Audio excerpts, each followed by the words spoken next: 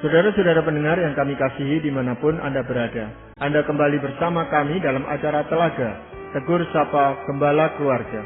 Saya Gunawan Santoso dari Lembaga Bina Keluarga Kristen akan berbincang-bincang dengan Bapak Pendeta Dr. Paul Gunadi. Beliau adalah seorang pakar dalam bidang konseling. Dan kali ini kami akan melanjutkan perbincangan kami pada kesempatan yang terdahulu, yaitu tentang peran orang tua dalam keselamatan anak. Kami percaya acara ini pasti bermanfaat bagi kita sekalian dan dari studio kami mengucapkan selamat mengikuti. Pak Paul, pada kesempatan yang lampau kita sudah membicarakan beberapa hal tentang peran orang tua di dalam keselamatan anak. Dalam hal ini tentu keselamatan secara rohani gitu Pak Paul ya. Nah, kita akan melanjutkan perbincangan yang sempat terputus pada kesempatan yang lalu. Namun supaya para pendengar kita itu bisa mengikuti perbincangan ini secara lebih lengkap, mungkin Pak Paul secara sepintas bisa mengulang apa yang pernah kita bicarakan pada kesempatan yang lampau. Jadi kita mendasari pembahasan kita ini atas firman Tuhan yang dicatat di Efesus 6 ayat 4. Dan kamu bapak-bapak janganlah bangkitkan amarah dalam hati anak-anakmu, tetapi didiklah mereka di dalam ajaran dan nasihat Tuhan. Nah, jadi kita ini tahu bahwa inilah perintah Tuhan. Ini bukanlah sebuah pilihan. Boleh kita lakukan atau boleh kita nggak lakukan. Enggak ya. Nah, kenapa kok Tuhan meminta kita orang tua untuk mendidik anak-anak di dalam Tuhan? Sebab Tuhan ingin anak-anak kita juga mengenalnya. Dan Dia menggunakan kita sebagai alat untuk memperkenalkan Tuhan kepada anak-anak kita, supaya anak-anak kita juga pada akhirnya bisa mengenalnya dan menjadi anak-anak Tuhan pula. Kemudian saya memberikan masukan tentang hal apa sajakah yang perlu kita lakukan. Nah, yang pertama memang kita mesti membagikan tentang Tuhan kepada anak-anak secara pengetahuan, supaya anak ngerti jelas tentang siapakah Tuhan itu, apa yang Dia telah perbuatnya dalam hidup ini, dan juga dalam hidup kita secara spesifik. Kemudian kita juga mengenalkan anak tentang aspek pengalaman. Jadi bukan saja dia itu mengetahui tentang Tuhan secara intelektual, tapi dia juga belajar mengalami hidup dalam Tuhan. Lewat kesaksian hidup kita, apa-apa yang kita bagikan kepadanya, kita bisa juga mengajak dia untuk berdoa, untuk melibatkan Tuhan dalam setiap persoalan hidupnya. Nah, lewat semua itu, anak-anak jadi diajar untuk bagaimana hidup di dalam Tuhan. Nah, kira-kira itulah yang telah kita bahas pada kesempatan yang lampau, Pak Gunawan.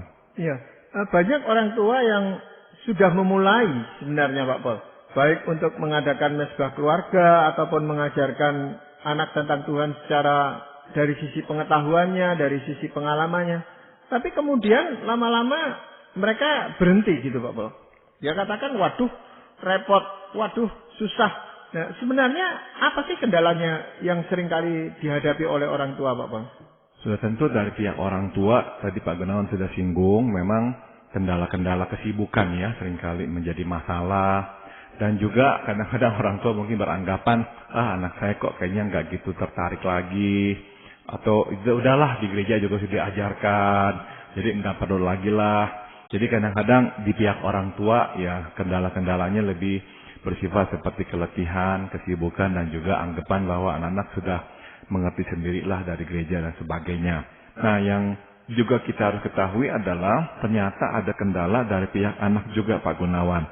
Misalnya yang pertama adalah kalau anak-anak melihat kita ini sebagai orang Kristen tidak hidup konsisten. Sebab ya kita harus mengakui nggak selalu ya iman dan perbuatan kita itu sama. Jadi ya kita ini tahulah apa yang harus diperbuat, tapi kenyataannya kan kita tidak selalu melakukannya. Kita juga tahu apa yang tidak boleh diperbuat, namun ya kita tetap melakukannya.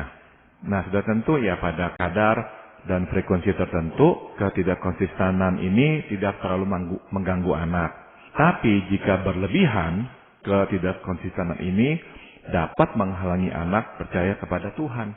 Akhirnya anak menyimpulkan kita adalah orang yang munafik, dan sayangnya ia lalu mengaitkan kekristenan dengan kemunafikan. Ya, sebagai contoh yang gampang adalah kalau ya kita ini berkata kepada anak-anak Allah itu kasih, kemudian Allah itu pengampun dan sebagainya ya. Nah, terus kemudian anak-anak melihat kita ini kalau cerita tentang siapa yang melukai hati kita, keluarlah kata-kata seperti ini. Saya nggak akan maafin dia, saya nggak akan lupakan kesalahannya kepada saya. Nah, anak-anak nanti berpikir, aduh kok papa atau mama ngomong, kita harus ingat Allah itu pengampun dan penyayang, maka kita juga harus menjadi anak-anak Tuhan yang pengampun dan penyayang. Terus dia mendengar kita berkata seperti itu. Nah, ini nggak konsisten. Dan kalau sering anak-anak mendengar atau melihat hal-hal seperti ini, dia akhirnya menyimpulkan, nggak usah dengarkan lagi lah apa yang mama papa ajarkan, sebab toh papa mama juga nggak melakukannya. Ternyata ini semuanya hanyalah kemunafikan. Nah, Pak Paul, hal seperti itu kan sangat mungkin terjadi di dalam suatu keluarga, dilakukan oleh ayah atau ibunya gitu. Kalau sampai hal itu terjadi, apa sebaiknya yang orang tua lakukan terhadap anak supaya anak itu tidak memikirkan bahwa kita ini munafik? Kita perlu memang akhirnya ya menyadari kita telah melakukan hal itu dan ya berkata kepada anak, misalnya, saya minta maaf ya, saya mengeluarkan kata-kata seperti itu. Enggak semestinya lah saya mengeluarkan kata-kata seperti itu. Atau kita bisa berkata, saya tahu ini bukanlah hal yang Tuhan perkenan, sebab Tuhan Tuhan enggak membolehkan saya untuk ya menyimpan kemarahan. Tapi ya saya masih belum bisa ya melepaskan kemarahan saya terhadap orang itu yang telah menyakiti saya. Jadi ya saya masih bergumul. Nah, waktu anak melihat ya atau mendengar ya pengakuan-pengakuan seperti itu dari mulut kita, anak-anak akan bisa mengerti bahwa oke, ini adalah bagian dari pergumulan melakukan kehendak Tuhan. Nah, tapi sekali lagi tadi saya sudah tekankan pada kadar dan frekuensi tertentu anak-anak memang bisa menerimanya, Pak Gunawan. Tapi kalau kebanyakan kita terus-menerus berkata, ya saya gagal lagi, ya memang nggak bisa lah menjadi orang yang pengampun, saya masih marah, saya masih apa. Anak-anak akhirnya berkesimpulan, ya kalau gitu ya kehidupan Kristen adalah sebuah kehidupan yang ideal, yang nggak bisa dilakukan oleh siapapun.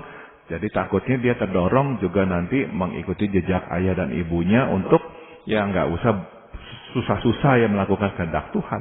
Ya. Selain kegagalan hidup konsisten, hal apa lagi yang menjadi kendala, Pak? Nah, ini di pihak anak sendiri, yaitu ada anak yang berpola pikir intelektual. Kecerdasan yang tinggi cenderung membuat anak berpikir kritis dan logis, Pak Gunawan. Nah, Tuhan kan tidak selalu bertindak di dalam alam logika. Dan tidak selalu kita ini bisa memahami rencana Tuhan. Itu sebabnya anak yang berpola pikir kritis dan logis, ada kalanya mengalami kesulitan menerima kebenaran firman Tuhan. Malah tidak jarang mereka menolaknya juga. Sebagai contoh nih, saya berikan sebuah contoh yang mudah. Untuk membangun sebuah rumah dibutuhkan sejumlah orang dan peralatan. Untuk membangun sebuah gedung diperlukan lebih banyak orang dan peralatan. Nah, bayangkan berapa banyak tenaga dan peralatan yang diperlukan untuk membangun sebuah dunia. Dan bayangkan berapa banyak tenaga dan peralatan yang dibutuhkan untuk membangun sebuah alam semesta yang memuat triliunan planet dan bintang yang jauh lebih besar daripada planet bumi. Nah, tidak bisa tidak ya, seorang anak yang berpikir kritis dan logis dapat mempertanyakan, bagaimanakah mungkin Allah yang tidak dapat kita lihat membangun semuanya itu. Nah, memang kita harus mengakui bahwa pemikiran bahwa alam semesta diciptakan oleh Allah melampaui akal manusia. Jadi anak-anak mungkin nggak bisa menerima hal itu. Sebab dalam pemikirannya dia, terutama pada masa-masa remaja ya, itulah yang akan disimpulkannya. Untuk membangun sesuatu makin besar, makin banyak tenaga dan usaha serta peralatan yang dibutuhkan. Nah, ini alam semesta bagaimana dibangunnya oleh sesuatu yang atau seseorang yang tidak bisa malahan dilihatnya. Nah, inilah yang kita bisa lakukan ya waktu anak misalnya berkata seperti itu. Nah, kita bisa berkata kepada anak begini. Nah, kalau kita enggak mengakui fakta ini, ya bahwa Tuhan menciptakan semua ini, kita hanya mempunyai satu pilihan lain, yaitu menyimpulkan bahwa semua ini terjadi lewat proses alamiah. Dari tidak ada, ya, berubah secara perlahan menjadi ada. Nah, ini yang biasanya memang anak-anak itu akan berkata kepada kita, ya saya udah belajar, saya udah baca-baca buku, dan inilah yang saya temukan. Semua ini terjadi lewat proses alamiah, natural, dari nggak ada akhirnya ada, lewat waktu misalnya triliunan tahun dan sebagainya. Masalahnya dengan alternatif ini adalah, nah kita bisa katakan kepada anak, bagaimanakah semua yang hidup berasal dari sesuatu yang tidak ada. Kita tahu bahwa sesuatu yang telah mati, alias yang tidak ada lagi, tidak akan berubah menjadi hidup. Enggak. Semua, ya, binatang ataupun yang telah mati, ya udah mati. Tanam-tanaman, daunnya, pohonnya yang sudah mati, tetap akan mati. Dengan kata lain, kita melihat yang mati, yang udah nggak ada, tidak berubah menjadi ada atau hidup lagi. Enggak. Jadi sebetulnya logika bahwa semua ini ada dan sebelumnya tidak ada, tapi secara alamiah berkembang menjadi ada, itu suatu pemikiran yang memang tidak logis. Singkat kata, pergerakan yang kita kenal adalah dari ada alias hidup menjadi tidak ada alias mati. Bukan sebaliknya. Bukan dari mati ke hidup, enggak. Dari hidup semua akhirnya mati. Dari ada akhirnya enggak ada. Nah, ini adalah sekadar contoh bagaimana kita dapat memberi jawab kepada anak yang berpikir kritis dan logis sewaktu menjelaskan kebenaran Alkitab secara kritis dan logis pula. Ya, kadang-kadang kita itu bangga, Pak Pol, ya, punya anak yang kritis dan logis, Pak Pol. Tetapi kan tidak semua hal itu bisa dipecahkan lewat kekritisan dan kelogisan ini tadi, Pak Pol. Sehingga katakan kita berdebat dengan anak dan kita menang dalam perdebatan itu. Itu pun nggak memuaskan anak gitu, Pak Pol. Sehingga sia-sia pembicaraan itu. Sudah tentu akan ada momen-momen memang ya kita nggak bisa meyakinkan anak. Itu betul Pak Gunawan. Sebab ya pada akhirnya anak-anak itu memang harus ya bisa mencernanya sendiri juga gitu. Jadi ada waktu-waktu memang kita merasa seperti bicara dengan tembok ya. Namun yang saya ingin tekankan adalah ini Pak Gunawan. Kadang kita ini mempunyai kesalahpahaman. Kita ini berkata bahwa masalah ini adalah masalah iman. Masalah bukanlah masalah rasio. Nggak bisa dijelaskan secara rasional dan sebagainya. Saya kira ini kesalahpahaman. Sebab kita justru sebetulnya bisa ya menjelaskan tentang Tuhan, tentang Alkitab secara sangat rasional. Jadi apa yang kita percayai itu tuh bukanlah sesuatu yang irasional. Ya enggak. Memang kita nggak mudah mengertinya, itu betul. Tapi nggak berarti nggak bisa dijelaskan. Seperti tadi ya saya berikan contoh tentang penciptaan alam semesta ini. Jadi memang logikanya adalah kalau kita itu tuh membangun satu gedung ya perlu berapa banyak orang. Membangun satu kota perlu berapa banyak orang. Nah terus kita berkata dunia ini diciptakan Tuhan. Bagaimana mungkin? Siapa yang menciptakannya? Kan perlu lebih banyak orang lagi dan sebagainya. Oke, kita terima argumennya dia. Tapi kita bisa kemudian membalikan argumen itu dengan berkata, oke, kalau bukan Tuhan jadinya bagaimanakah semua ini ada? Sebab kan alam semesta ini, dunia ini, manusia ini ada. Jadi mesti ada yang terjadi sebelumnya sehingga kita ada. Nah mereka akan berkata jawabannya adalah lewat proses alamiah alias evolusi dan sebagainya. Nah kita katakan itu adalah sebuah asumsi dari semua itu adalah bahwa sesuatu itu tidak ada. Kemudian menjadi ada lewat proses perkembangan evolusi.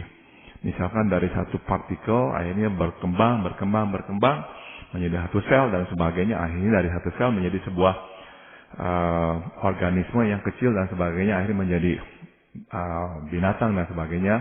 Nah kita katakan yang kita lihat sekarang ini bukankah kebalikannya. Yang hidup ada tapi setelah nggak ada mati ya udah habis. Jadi nggak pernah proses itu dibalik. Nah, bagaimana kita bisa mempercayainya? Jadi sama-sama susah mempercayainya. Jadi pilihan kita hanya dua. Nah, lebih baik dan menurut saya lebih logis mempercayai bahwa memang ada Tuhan yang sudah selalu ada yang menciptakan semua ini. Dan bukankah juga kalau kita melihat dari segi keteraturan, semua itu tuh diciptakan dengan begitu teratur dan rapi. Kalau sesuatu terjadi secara acak, nggak akan rapi itu. Misalnya yang paling gampang adalah tulang rusuk kita. memang ada orang yang cacat, lahir mempunyai ya masalah, sehingga kok tulang rusuknya nggak lengkap atau apa misalnya. Oke, tapi hampir semua manusia lahir di dunia dengan tulang rusuk yang persis sama hitungannya dan diletakkan di tempat yang sama juga. Kalau itu semua terjadi secara acak, nggak akan sama. Nah, jadi kita bisa menjelaskan iman kita ini sebetulnya dengan rasional sehingga anak-anak akhirnya bisa menerimanya pula. Ya, tapi masih ada kendala yang lain tentunya Pak Pol ya. Misalnya ini yang lebih pribadi dan bisa lebih susah Pak Gunawan, yaitu kekecewaan terhadap Tuhan. Anak dapat mengalami kekecewaan kepada Tuhan dan tidak jarang ini membuatnya undur dari iman. Misalnya, mungkin dia pernah berdoa meminta kesembuhan kakaknya yang sakit, tapi Tuhan tidak mengabulkan doanya. Si kakak akhirnya meninggal dunia. Nah, peristiwa ini dapat menorehkan kekecewaan dan membuatnya tawar hati terhadap Tuhan. Ini agak susah Pak Gunawan untuk kita memang jelaskan. Sebab kita ya nggak bisa akan harus mengakui bahwa doanya tidak dijawab. Kakaknya meninggal dunia dan kita juga sama-sama kecewa sebetulnya. Meskipun kita bisa berkata bahwa Tuhan nggak menjawab sebab Tuhan mempunyai rencana yang lain.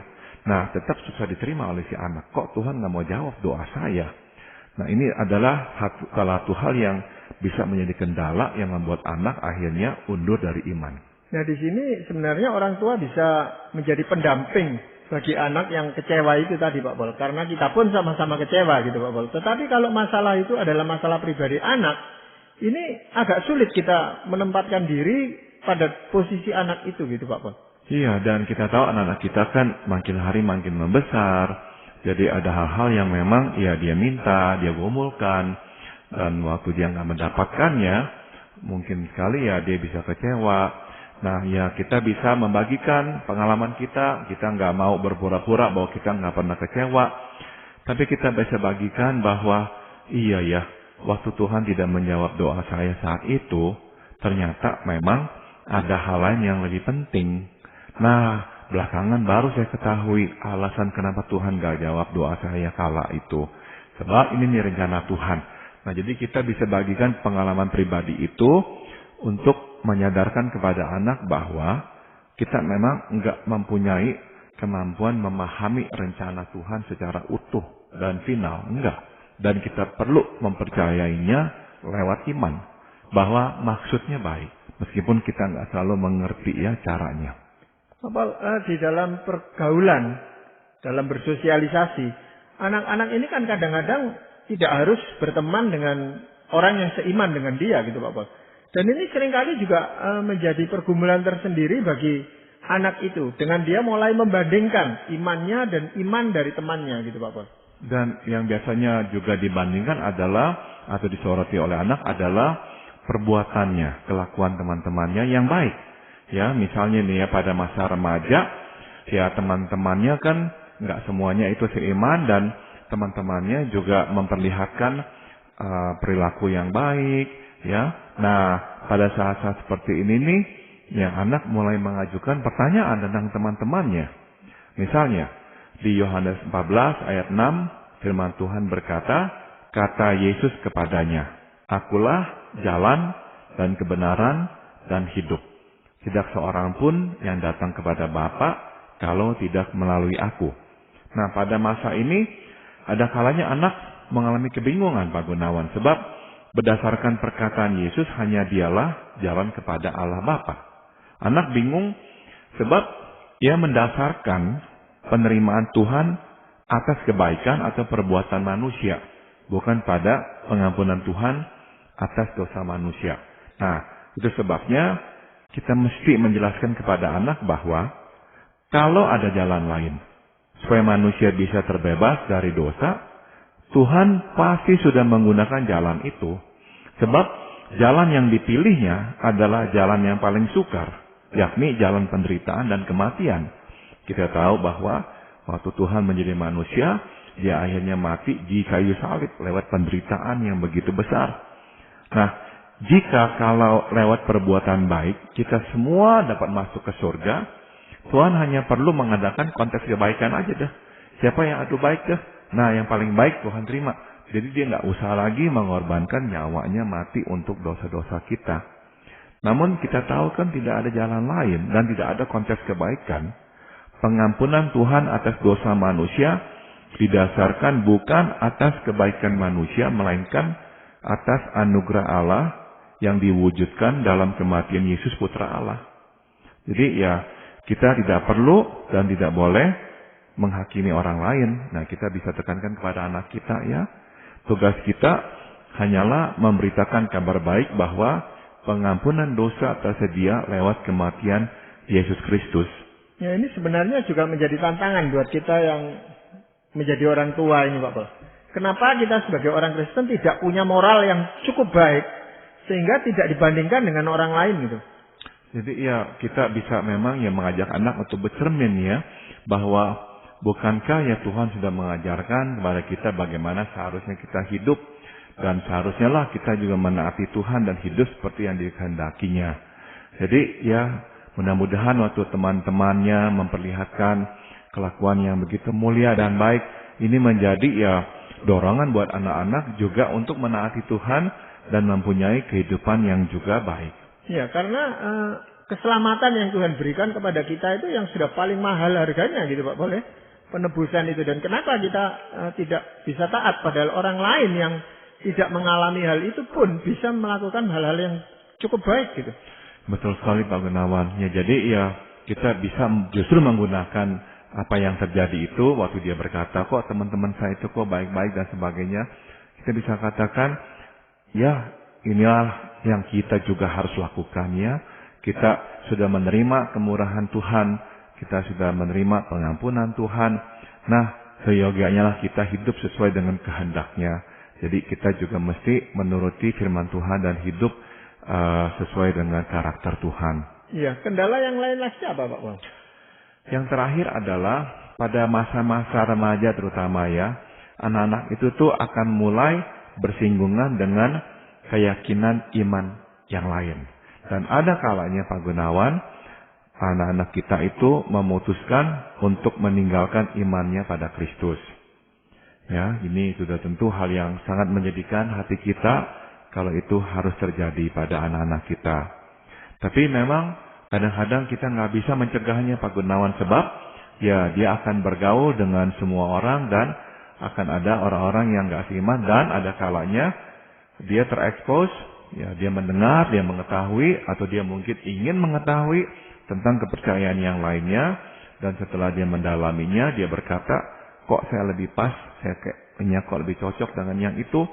Nah, sudah tentu waktu kita mendengarnya kita sedih, tapi memang ya dalam hal ini kita nggak bisa terlalu berbuat banyak, kecuali kita mendoakannya dan terus mengasihinya. Ya, kita nggak boleh membencinya, kita mesti ya ingat dia dalam doa, kita terus mengasihinya. Sebab ya kita mesti berkeyakinan bahwa hanya Tuhan sendiri yang dapat menyatakan dirinya dan kebenarannya kepada kita manusia. Kita memang nggak bisa ya menyelamatkan siapapun. Hanya Tuhan yang bisa melakukan hal itu. Ya, tapi sebagai orang tua itu kan kadang-kadang kita berusaha merebut kembali anak itu supaya percaya kepada Tuhan Yesus gitu Pak Paul. Nah ini nih kan secara apa ya? Naluri orang tua untuk melindungi anaknya gitu Pak Paul. Jadi bagaimana caranya? Kalau kita membiarkan, ya tentu saja tidak pantas gitu Pak Paul. Kita ini nggak bisa memang memberikan kuliah-kuliah kepada anak-anak tentang hal-hal ini, karena begitu kita mulai mengkuliahkan anak, pada umumnya anak-anak itu tuh bukannya mau dan makin mendengarkan kita, tapi kebalikannya Pak Gunawan. Anak-anak itu justru makin menjauh. Sebab terutama nomor satu adalah apa yang kita katakan dia sudah tahu. Jadi bukan sesuatu yang dia nggak ketahui dan baru ketahui setelah kita memberitahukannya. Enggak. Sebab kan dia sudah hidup dalam iman kita dan sudah mengerti apa yang telah kita percayai. Jadi waktu kita terus menyodorkan apa yang kita percayai dan sebagainya, umumnya reaksinya adalah bukan mendengarkan, malah menjauh. Dan ini justru makin ya memperlebar jurang di antara kita. Nah, maka yang kita mesti lakukan adalah kita mendoakan dan kita terus mengasihinya. dalam waktu tak tertentu, momen-momen tertentu. Nah, waktu Tuhan bukakan kesempatan untuk kita bicara sedikit kepadanya, kita lontarkan.